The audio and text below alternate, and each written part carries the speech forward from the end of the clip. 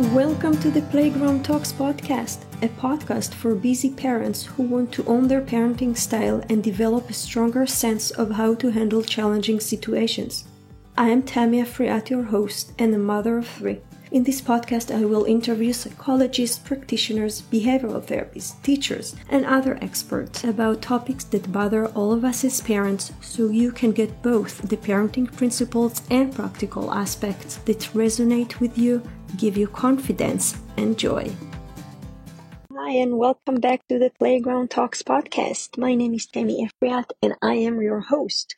Today we have a special episode talking about storytelling, but not the one that we sit and read books, but how we tell our own stories, our own day-to-day life experience, and how that might impact our children's identity and even the way they build their resilience.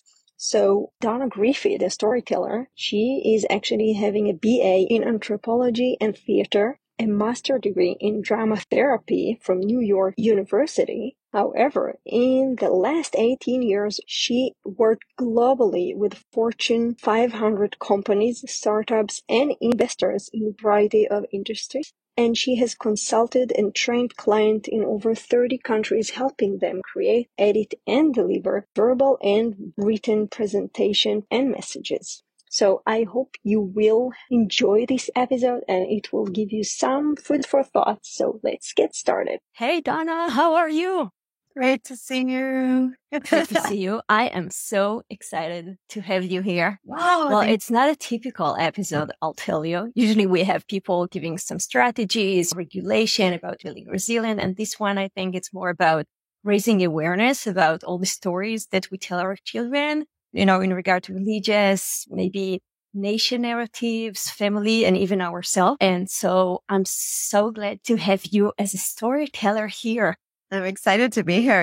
It's funny because when you reached out, it got me thinking about how my professional role does carry on into my personal life. I remember once writing a status a few years ago on Facebook. This morning, I told the story of serverless technology. This afternoon, I was asked to tell a story about a sheep. But it's not just the stories of telling my girls, because we all read books and we tell stories, but it's helping them create their own narrative, their own inner voice that I think is a massive responsibility as a parent. That's so true. And an honor. We're really like writing their inner script. Think about it. We all have that inner voice that talks to us that has been built through so many years and so many filters. And we have the opportunity to help gear that towards a positive narrative that'll be with them forever. That's so powerful to help them shape their perspective about life, about themselves, about everything. So I want to start with the very basic, which is, what is storytelling? So when I first started calling myself a storyteller about 20 years ago, the only real storytelling people knew about was like librarians, or I was sitting at actually last Saturday, we had a little women neighborhood gathering, and there's a woman in her 80s that was like the original person that started this women's circle. And she said that there used to be a storyteller named Lady Barbara that would just show up in her yard and all the kids from the neighborhood would gather, and she had like this long gown and this hat. And everybody knew that Lady Barbara was there, and the kids, I'm like, I think if somebody today showed up in a gown and a hat and started orating in your garden, it might be a little bit disturbing. So that's like the classic image of the storytelling, the Lady Barbaras of the world. For me, it's about finding the story in anything. It's about taking boring technical bits and bytes and putting them together in a new way that creates a powerful narrative that sells your business, that gets you invested in, that gets people to understand what you do and get excited about it. And there's a famous quote, there's no such thing as a boring story, only bored audience. And we can make anything relevant to anyone if we tell the right story. It's all about how you deliver the story. Yeah. So I'm wondering what led you to become a storyteller? Not a typical career path that you think of, what do you want to be when you grow up? I want to be a storyteller. So I always was an actress. Can you tell? And I loved it. And something in me from a very young age also knew that the chances of becoming a paid actress were about the same as winning the lottery that we just had last week, Powerball. And I didn't want to take that chance. But I knew also, I don't know how and when and where it came in. I knew I needed to do something that I loved as much as that, but I could also make a living. Now, there's this concept that I discovered later in life called ikigai. It's a Japanese concept. It's like a flower with 4 petals that are intersecting. And it's basically the center is your ikigai, or your reason for being. And it's where your passion, your mission, your vocation, and the world's need meet. That's like the why, the big why. Exactly. So it's doing something that you love, something that you're good at. We all have our gifts and our talents and our skills that we hone from them. Something that the world needs and something you can get paid for. That's where a lot of people miss out. If you don't have all 4 in balance, you're not in the right place. Because if you're doing something you love, but you're not getting paid enough, you're always going to feel, like it. It's like the more realistic way to look at things. It's not just pushing people to follow their dreams without being grounded. You have to be connected to reality. We need to, support our families and have an income. But I've seen too many people like over the years be passionate about something and then go study law because their parents said that's what they should do, and then just be miserable and eventually end up leaving it, because you can't live in a lifeless, soulless job. Not to say that some people don't love law and consider it the best thing ever, but for you, it's for each person. I mean, the happiest payments I send out each month are to my bookkeeper.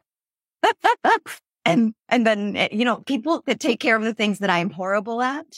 And I'm so happy to outsource that to someone that can do it, because why should we be miserable doing something that's going to take us 10 times the time and not do it as efficiently? And that's where you really do it and not avoiding doing it and, just pushing it forever. Exactly. Putting it off. So I was very lucky to find my ikigai a couple times. In life, as we're driving down the highway, sometimes we get like these signs, these flashing signs like Vegas. And it's a split second that we have to lift our eyes up and see that sign, or else we could miss it. And that might just be the exit that you take that leads you on your next road. So I've had a few of those. One, when I was about 16, my great uncle took me to meet a career counselor. And he said, what are you interested in? I said, acting and people and psychology. And he's like, oh, did you know there's something called drama therapy? And it was like one of those, hallelujah. And I kind of started seeing what this was. And it was like the perfect combination. Everything I did up to that point was leading up to the NYU program that had master's degrees in it. I was living in Israel at the time, and I literally handed in my last assignment for my bachelor's and took off to live in New York. I was 23, living in Manhattan, loving it, navigating the city like it was the back of my hand. And then happened 9/11. We were evacuated from our apartment because we lived right near the Twin Towers. Another very interesting time. And I ended up writing my thesis. I was working at Bellevue with homeless, mentally ill men with drama therapy, which is a very interesting modality to be using. But then I started getting near graduation, and I realized that the salary of a drama therapist was about that of a starving artist. I could probably make more waiting tables in New York. And I'm like, okay, I didn't not go to acting for this. There has to be something else. And then again, an aha moment in a post-grad course that I was taking. I had one of the lecturers say that she had a friend that traveled the world and gave these motivational workshops. And I'm like, that's another. Okay, how do you get into training? That's exactly what I want to do. And I started looking, and NYU had a program in training and organizational development for postmaster. I enrolled in that. Then I sent my resume out to the first job listing I saw for corporate training on Craigslist. Looked the same then as it does now. And I was hired by Boyer Communications Group, which is a lovely firm in New York. And they sent me traveling the whole world, like literally everywhere from like Glastonbury, Connecticut to Johannesburg, South Africa, and anything in between, to teach presentation skills and business writing skills. And it was incredible, and it was fun, and it was eye-opening, and I got to see the world doing this. I guess that was the time when PowerPoint became a big thing. PowerPoint was a big thing. And, I think PowerPoint has unfairly been ragged on, because it's like saying, oh, the cake turned out terrible because of the Pyrex. If the cake turns out terrible, it's either you didn't bake it well enough or you didn't put in the right ingredients. And that's exactly, what I was teaching people to do. PowerPoint is just a control for it. Use it wisely. But then came 2008, kind of a deja vu the past few years. And suddenly everything shut down. The first thing to go in an organization is non-essential trainings. And I was at this moment in time, like, what the heck do I do now? I had moved back to Israel a couple years before. I was building the business there. Suddenly, crickets. And so I'm like, okay, here, I have these talents, I have these skills. Who else could use this? And after exploring for a while, I came across startups who were having a much more difficult time raising funding in that climate. And I'm like, okay, great. I'm going to start working with startups. And then people are like, startups won't pay for this. Startups don't have money. And, all the voices. And that's like the antithesis of the signs you see, the voices in your head. No, you can't do that. It's not the right way. Go study law. Go get a real job. Lucky for me, my mom never told me that. She was always very supportive of what I wanted to do.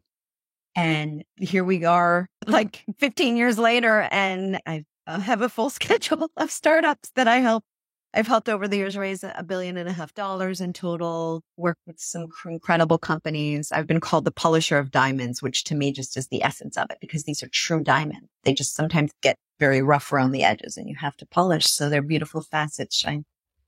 And that's the storytelling, polishing diamonds. Oh, I love it. So you recognize the diamond and then you know where to polish it. Exactly. Hone right in on the brightest, shiniest facet. That's fascinating. And I know you mainly work with startups. And so today we're going to focus with the same skills you're using for startups, but for being a parent. So I want to take the most important job of my life. Without a doubt. I agree. That's why we're here together.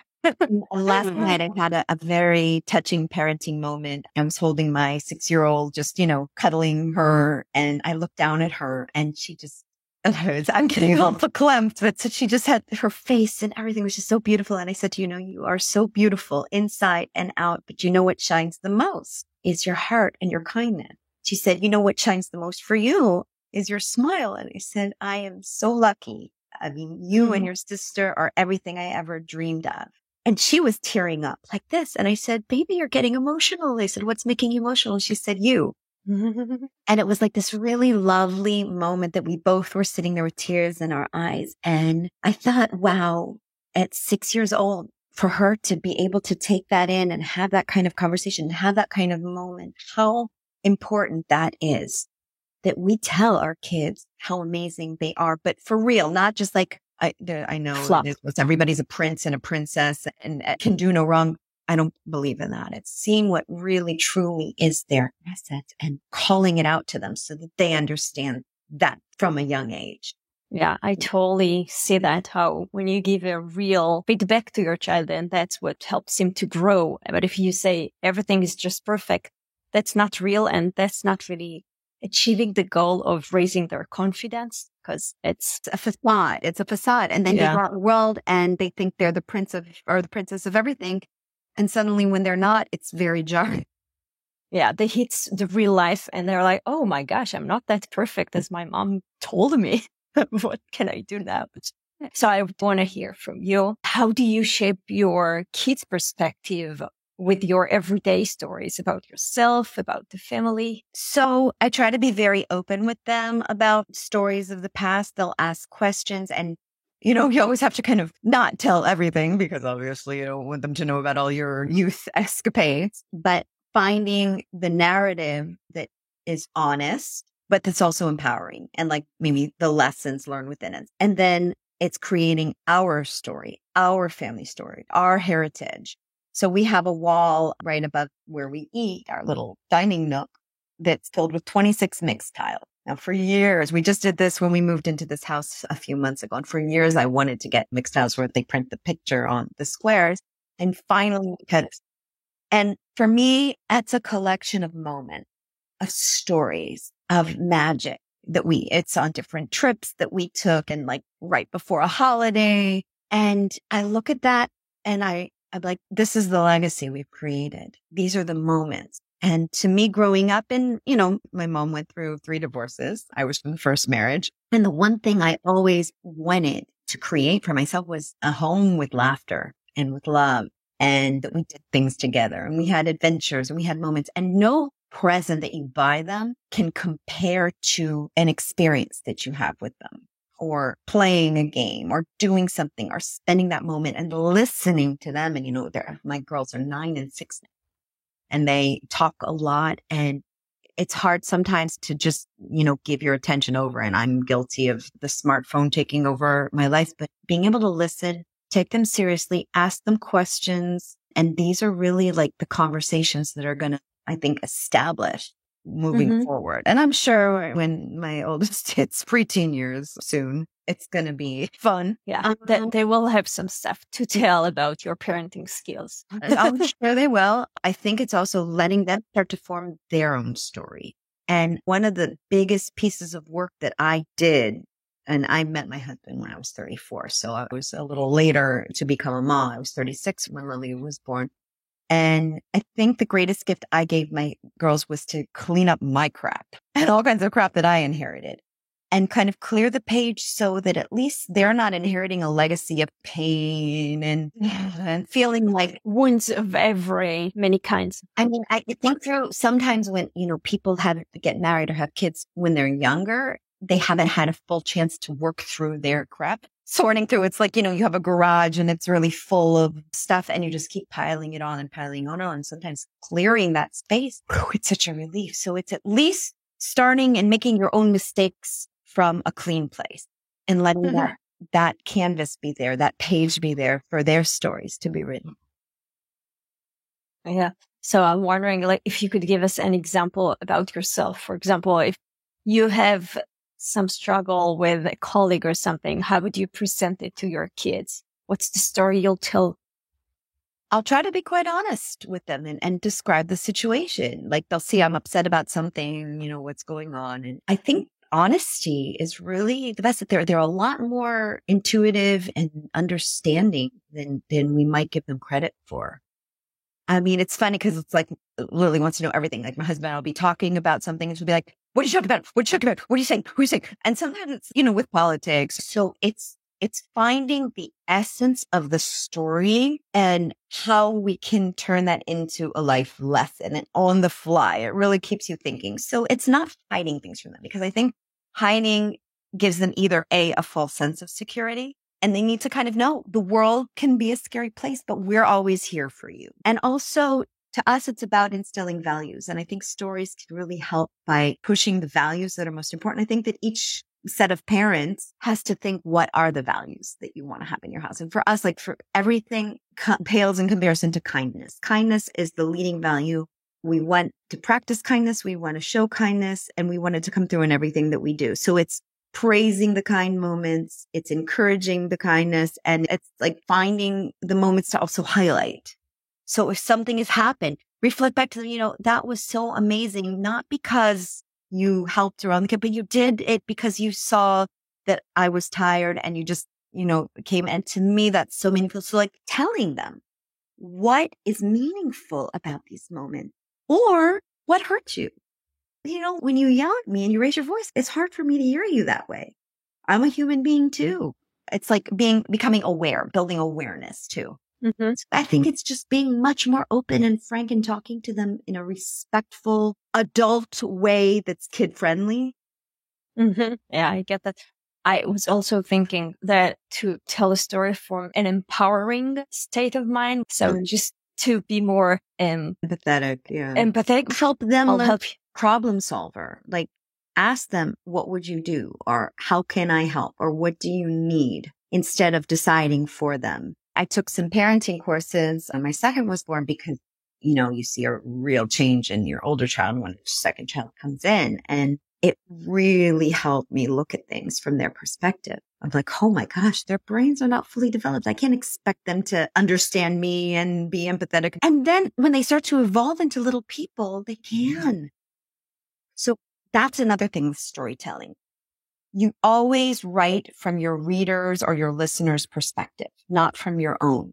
So sometimes it's doing a 180, sitting in their position and thinking, what would they really want? What would make them happy? What would be most helpful to them? And I think with kids, it's really very much the same. And the more respect we show of understanding that place without doting everything for you, oh my gosh, everything, then we're going to earn a lot more respect from them.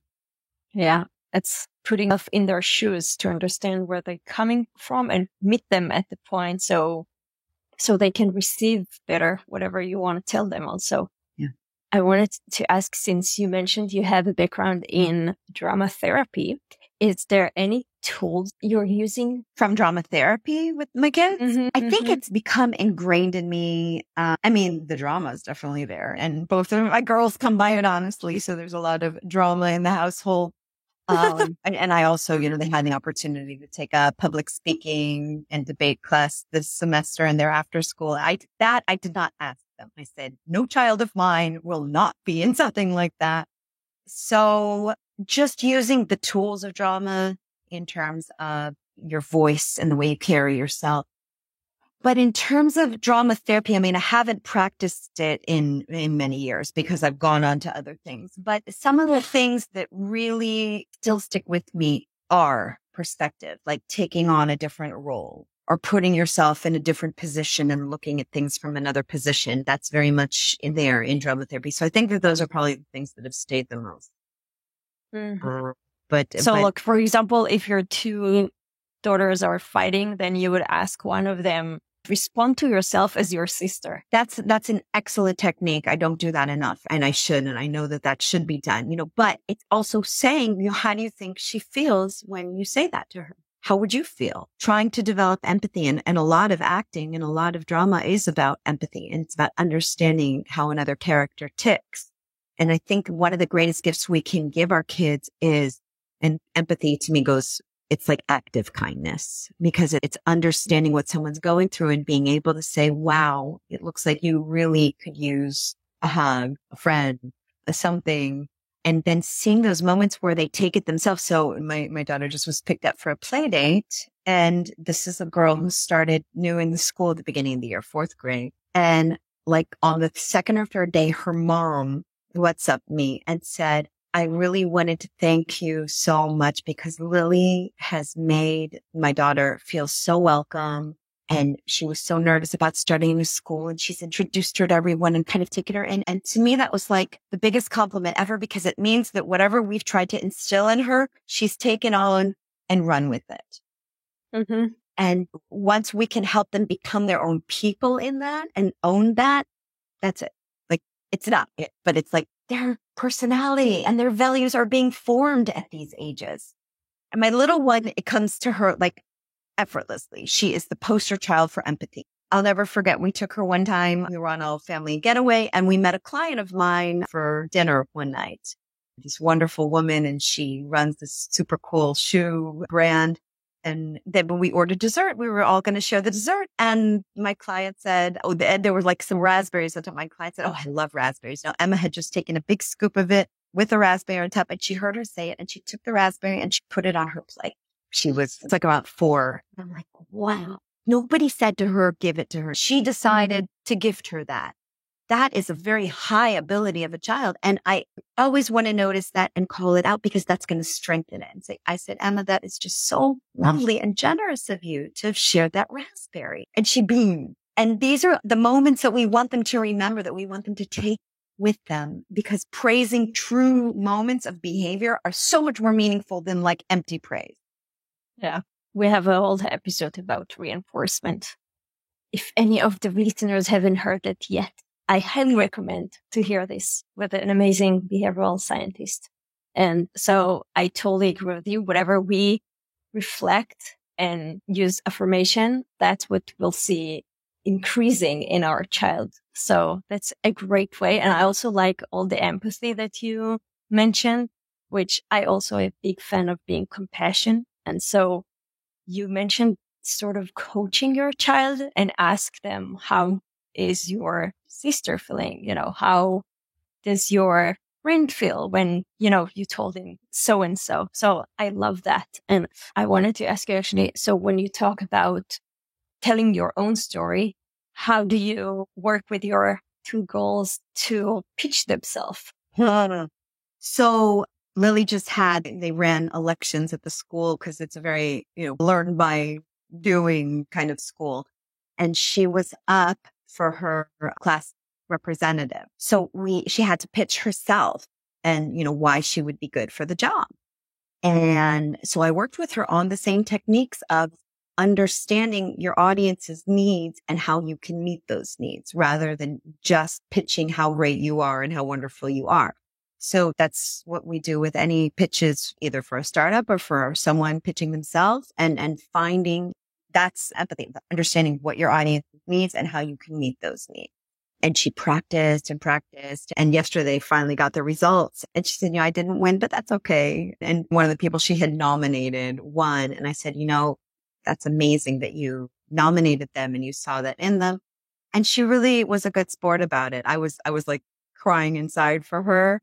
But I think also kids are a lot more resilient than we are going through change. I think sometimes we look at their disappointments and their trials and tribulations through our perspective and think, oh, wow, she's going to lose. She's going to be so upset.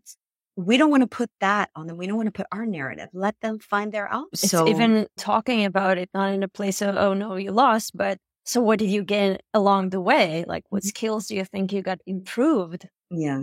So that's the empowering point. We are all, that's like, I guess, the point of thinking before you're talking to your child and making that empowering state of mind. So you will help your child see their skills and for their strong suit. Absolutely. And help them explore. One of the things my husband is very bullish about is he wants them to create. So for every hour that you read, do an hour of creation, whether it's drawing or writing something, doing a dance or doing something that externalizes. And that's, to me, like, I learned things from him too, that to see that you have that same balance of encouraging them to take in and also to put out. Because those little muscles of their brain are ripe for doing anything at this point, and they're so flexible. And it's not pushing them, do every class, learn every language, but it's explore and see what you love, what you're good at, what enchants you, and what you don't love so much. But also keep an open mind. And I think let them experience, let them get dirty. That took a while for me to be able to hear them roll in the sand and get dirty, and they're gonna be fine. Nothing's gonna happen. Let them try. Yeah, I love the approach of just try, and you can tell if you like it, keep on going. If you don't, just leave it. But at least you give it a try. I really love it. I want to ask you and tell us more about your business. Who do you serve and how do you help them? So I do work mainly with startups and with businesses, helping them create their business narrative, their stories of what they do and why it matters, why it's needed to the world, and finding a way to tell it. Like, people are hardwired, our brains are hardwired to take in stories, not facts and figures and data. Since the time before we had language, we were telling stories. The early cave painting found like 50,000 years ago were our attempt to tell something that was going on, a moment in time, to preserve that for generations to come. Stories stick with us. Stories resonate with us. Stories connect people. When you hear a story, your brain, there's a part in your brain called the insula, will start looking for references to, oh yeah, that reminds me of the time that, and that creates this connection and this kind of identification and empathy, which also increases influence. So if somebody is like nodding to you, they're more open to hear what it is that your solution is that you want them to buy, invest in, or whatever. So that's what I help companies do. I also have my first book coming out in January. Oh, exciting. What's the name of the book? Very exciting. It's called Sticking to My Story, The Alchemy of Storytelling for Startups. Wow, that's amazing. And Donna, thank you so much for coming and sharing stuff that I haven't heard about, such as drama therapy. So, thank you so much for your time. And everything will be on the show notes. So if someone wants to reach out to you as a parent or as a tech person, you'll have all the details. Please do. Please do. I thrive on stories. So if you've got a great story to tell me or you need help turning it into a great story, you are the person. Thank you so much, Emily. Thank you. Have a great day. You too. Hey, thank you so much for joining me for this episode. I would love to hear your thought around this, so please DM me by Instagram or email. Everything is on the show note, and also Donna Griffith contact information. This is the last episode of season 2, where we focused mainly on how to build your child resilience and how to form your child habits. The featured episode for this episode is also listed in the show notes, so you've got a lot to see there. After this season, I'm going to take a break, and I will be back in March with new interviews around what is your child brain development and what is neurodiversity. So make sure to pop in March. Are you in the mood for supporting this show? Yay! Then rate the show and share it with friends and family. Help me grow this show. Once again, rate it and share it with friends and families. And lastly, treat yourself and your kids with compassion and curiosity. Bye!